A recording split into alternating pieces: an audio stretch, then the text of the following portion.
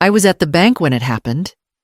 The line had been short for once, and I'd just handed over my deposit slip to the young teller, Emily.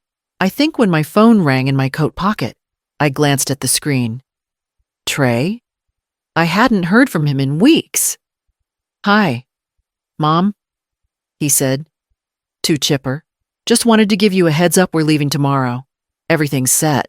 Oh, and I already sold your jewelry in the cabin. Bye.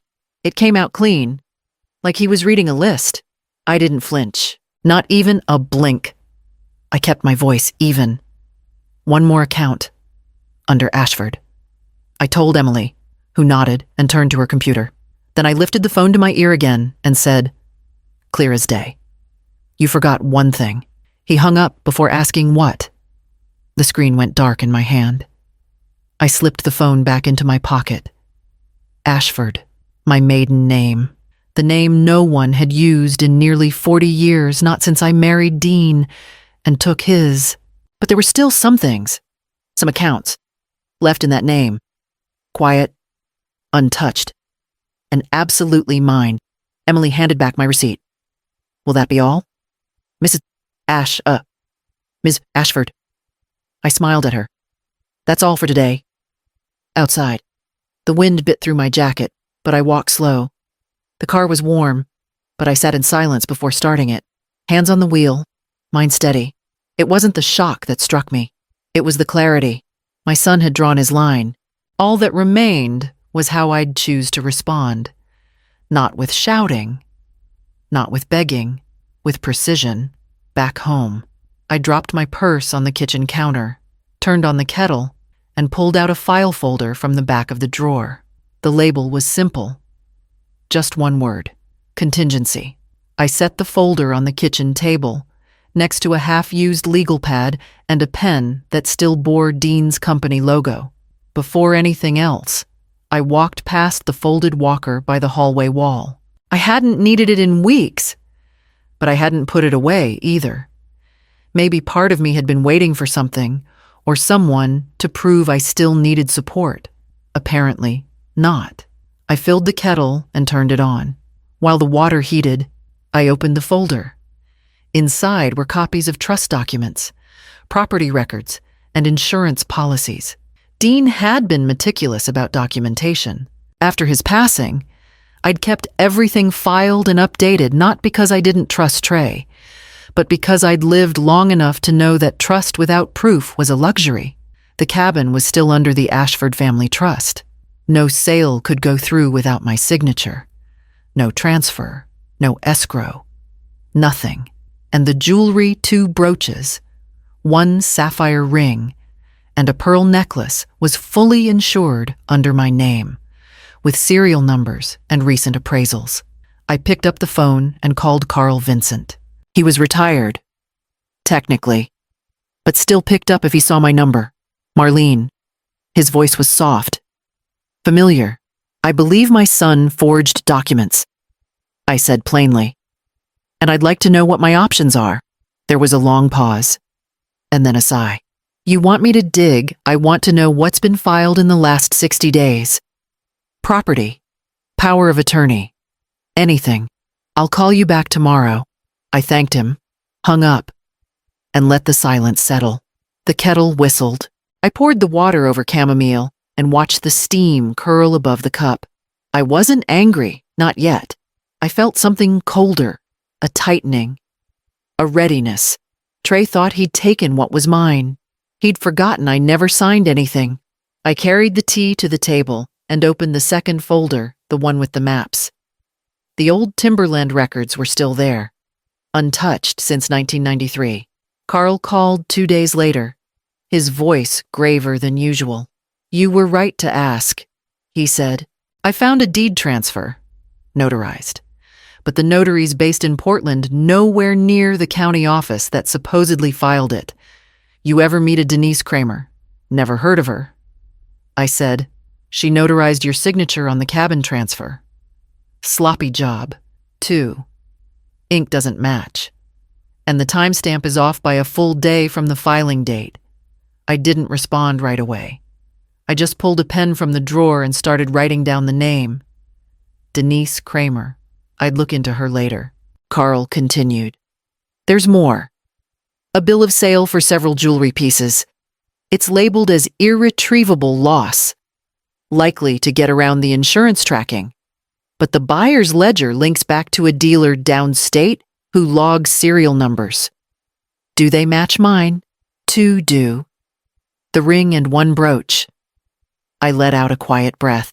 Steady. And the cabin, I asked. Under pending escrow. Buyer's a real estate development firm expanding lakeside properties. They haven't cleared payment yet, but they're close. Of course they were. Trey always knew how to push a timeline, just not how to protect himself from it. Carl hesitated. Do you want to press charges? Not yet. I said. Marlene, I want him to think he's winning. Carl didn't argue. He knew me well enough not to. After we hung up, I sat back and stared at the same envelope that had once carried the original trust deed. The corners were soft with time. But the meaning still held. Trey had reached into something he didn't understand. I wasn't going to stop him. Not yet. I pulled out my planner and jotted down 3 names. Carl's contact for the buyer, the insurance agent, and the notary. Below them, I added 1 more Horizon Timber Holdings. It was time to visit the other bank. The drive to North Valley Bank took nearly an hour. I hadn't been there since the winter after Dean died. It sat just off a quiet highway, wedged between a post office and a farm supply store. Nothing about the place looked different, which was exactly why I'd chosen it all those years ago. The manager had changed, but the vault hadn't. My signature and key were enough. Inside the deposit box were the things I'd hoped I'd never need. The original Ashford Family Trust, complete with Dean's handwritten annotations in the margins, 3 unmarked checkbooks, tied to Horizon Timber Holdings, an LLC registered under my maiden name, with a P.O. box in another county. Trey had never asked about that company. He'd never noticed the land we never sold. And tucked beneath the folder was an envelope with Dean's writing on the front. If Trey forgets who you are. I opened it carefully. Inside. 1 line. Use this to protect your peace. You've earned it. It wasn't anger that welled up. It was something quieter, a kind of thankfulness for the man who'd seen this coming, even when I hadn't wanted to believe it. I packed everything neatly back into the box except 1 checkbook. That one. I carried to the counter. I'd like to open a new account, I told the clerk, under the name Ashford. She nodded. No questions asked. Afterward, I called Carl and wired a retainer to his office. Use it how you see fit. I told him. Buy time. Hire a clerk. File a hold, whatever we need. Back in the car, I didn't feel triumphant. I felt settled. This wasn't revenge. It was arithmetic. Balance. I turned south, toward home, but passed my street without turning. Instead, I drove farther, toward the lake road. The sky was dimming, and I knew the cabin would be dark.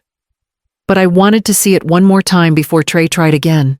By the time I pulled into the driveway, the sky had slipped into that muted, late evening blue that makes every house look softer than it really is. Mine wasn't soft tonight. Music drifted from the back deck, something upbeat, something loud, and the smell of wine drifted through the open kitchen window. I stepped inside quietly. The lights were on, but no one noticed me. They were too busy outside. Through the sliding glass door, I could see Trey and Lauren standing among half-packed boxes, holding glasses of red wine like they were toasting the end of a long chapter. 2 of their friends lounged in chairs, laughing at something on a phone screen. Lauren tipped her glass toward the boxes. It's done, she said brightly. The money hits in 48 hours. And we're out. Trey clinked his glass against hers. She won't even know it's missing. One of their friends snickered. You sure she's not going to? She's old, Lauren cut in.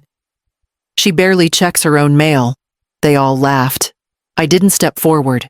I didn't slam a door or clear my throat or ask why the people I raised thought I was too frail to notice theft. I simply watched them bask in what they believed was certainty. Then I turned away. In the quiet of my room, I called Carl. It needs to happen tonight. He didn't ask what changed. I'll file a freeze on the escrow, he said. It'll hit the buyer's system by morning. When I hung up, I walked to the kitchen sink and let the water run over my hands. Cold, but steadying. Outside, I heard another burst of laughter. Glasses clinking again, as if they had already left this house behind. I dried my hands, turned off the light, and went to bed. While they celebrated their escape, I waited for the moment they would try to take the next step and find the ground gone beneath them. By morning, Carl had already sent the notice. He'd spoken with the buyer's attorney before sunrise, citing fraud, forged documents, and pending investigation. The sale was halted. The escrow firm backed out immediately. No payment, no closing, and no deal. Per contract terms. The deposit was forfeited. An hour later, the front door shook under Trey's fists. I didn't answer.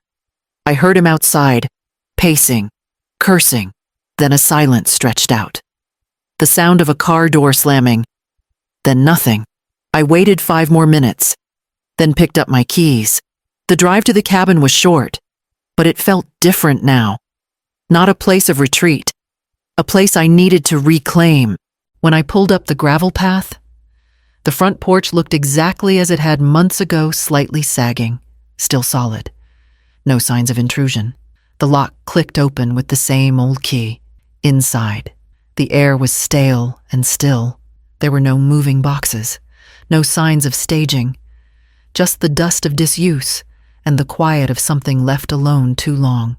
I walked the rooms slowly, running my hand along the old table Dean had carved, the worn banister on the staircase. Nothing had been touched. Trey had tried to sell it without ever setting foot inside. In the study, I opened the bottom drawer of the desk. There they were. Dean's original sketches, floor plans, renderings, notes written in his all-caps handwriting. The vision he'd had when he built this place with his own hands. He'd kept them here like a blueprint for memory. I took one sketch and rolled it carefully, slipped it into my bag. This cabin wasn't theirs. It never had been. As I backed out of the driveway, my phone buzzed. It was Carl. A short text: insurance investigator ready. Want to meet tomorrow. By noon the next day, I heard her outside. Lauren was shouting through the front door, voice sharp and too loud for the quiet street. You're punishing your own son. Do you even hear yourself? I waited until she stopped banging. Then I opened the door. She stood there, arms crossed, fury tight in her throat. I'm not punishing you, I said. I'm correcting a mistake. Her mouth opened like she might argue, but I stepped back and handed her an envelope. Inside notice of revoked permission to occupy, proof of title, and a formal cease and desist. Carl had made sure it was worded with precision. The locks had already been changed that morning. I closed the door gently, turned the deadbolt, and walked to the back room, what they used to call their office. It was empty now. I opened the window and let the air run through. The moving truck pulled up at 3. Lauren must have thought it was for them. She watched from across the street, arms folded like she was waiting for a concession. But the crew went straight to the side of the house. My side, my books, my easel, my grandmother's chest, labeled and wrapped exactly as I'd packed them. I didn't look back when I left. The new place was smaller, tucked near a quiet river trail. I'd found it the week Trey called. I hadn't known then that I'd need it. I just liked the morning light through the east-facing windows. That afternoon, I set up my art room in the corner, unrolled Dean's sketch and hung it above the shelf, opened the old box of brushes I hadn't touched in nearly a year. The bristles were stiff, but not ruined. I dipped one into the water and waited. When I finally moved it across the canvas, my hand didn't shake. Later that evening, Carl called again. "There's more." He said, "Insurance flagged the claim. They want to meet, and they've called in the state investigator." Carl didn't waste time. Within 48 hours, the paperwork was filed. Forgery for the falsified deed to the cabin, complete with a fake notary stamp. Insurance fraud for the false claim of lost jewelry that had been quietly sold to a dealer who recorded everything. Attempted escrow fraud for initiating a real estate transfer without legal right to do so. He listed Lauren as a co-conspirator. Her signature appeared on the submission documents to the escrow company. She'd sworn under penalty of perjury that everything was truthful and lawful. It wasn't. Local investigators opened a case. The sheriff's office took statements. Carl handed over copies of the trust documents, the insurance appraisal, and a sworn affidavit from me, signed and notarized properly this time. By the end of the week, Trey received official notice. 2 bank accounts frozen. A pending investigation into financial fraud. The real estate firm had pulled out entirely and threatened litigation. The jewelry dealer, sensing trouble, volunteered receipts. That's when Trey called. I let the phone ring twice before answering. "You ruined us," he shouted. "You really went through with it. You sick, bitter old I didn't ruin you." I said quietly, "But you might have." There was a pause, heavy on the line. "I was fixing things," he muttered. "You don't understand. We needed you forged my name," I said. "You sold what didn't belong to you. And you lied." I heard him breathing hard through the receiver. "You always made me feel small," he said finally. "I never made you feel anything," I replied. "You decided who you were. And now, so have I." He hung up. I placed the phone back on the table and didn't touch it again that night. Outside, the river moved slow and steady past the house. In my new studio, the canvas waited. I dipped the brush again. "Tomorrow," Carl said. "I'd be hearing from the state investigator personally. They wanted to meet in person.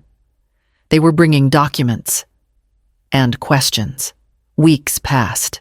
The case moved slowly, like all things involving paperwork and pride. Carl kept me updated. No formal charges yet, but the investigators weren't letting go. The escrow firm wanted damages. The insurance company wanted answers. Everyone else wanted distance. And then, one afternoon, an envelope arrived. Handwritten. No return address. But I knew the slanted loops and inconsistent spacing. Trey.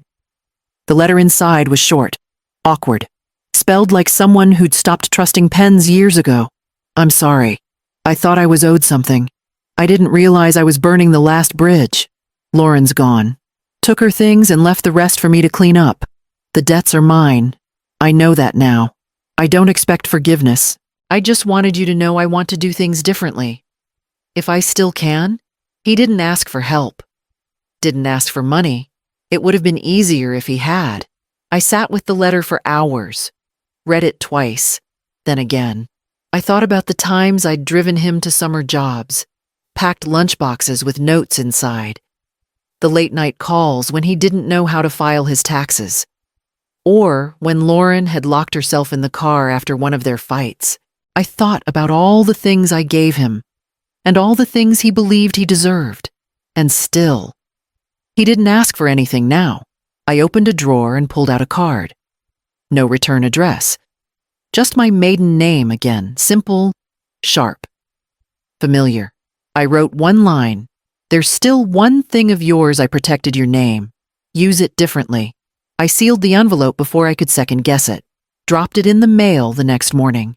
The studio felt quiet after that.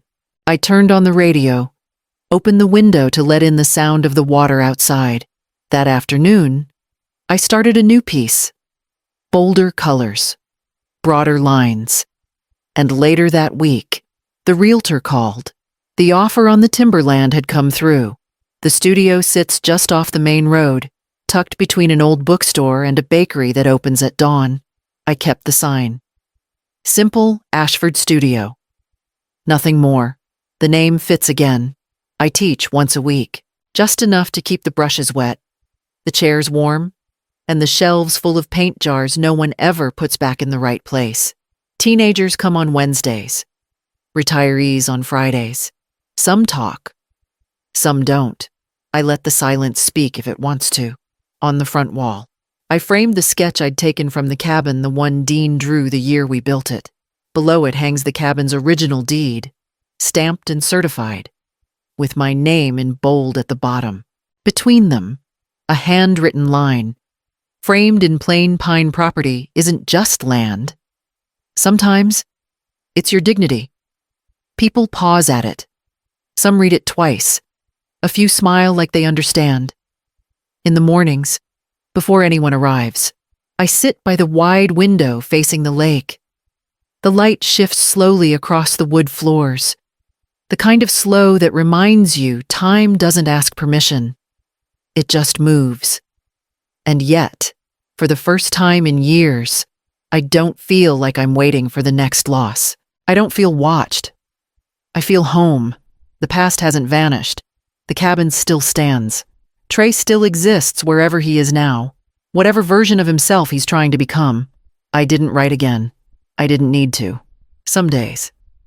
I imagine him walking by the studio, pausing at the name on the sign, maybe wondering if that name still has room for him inside. But that's not my story to write anymore. Mine is simpler now. Canvas, tea, soft light on maple floors, a quiet place to remember who I was before I ever had to defend myself. That evening, as I wiped down the brushes and closed the front door, I glanced once more at the framed deed on the wall, and then I turned off the lights.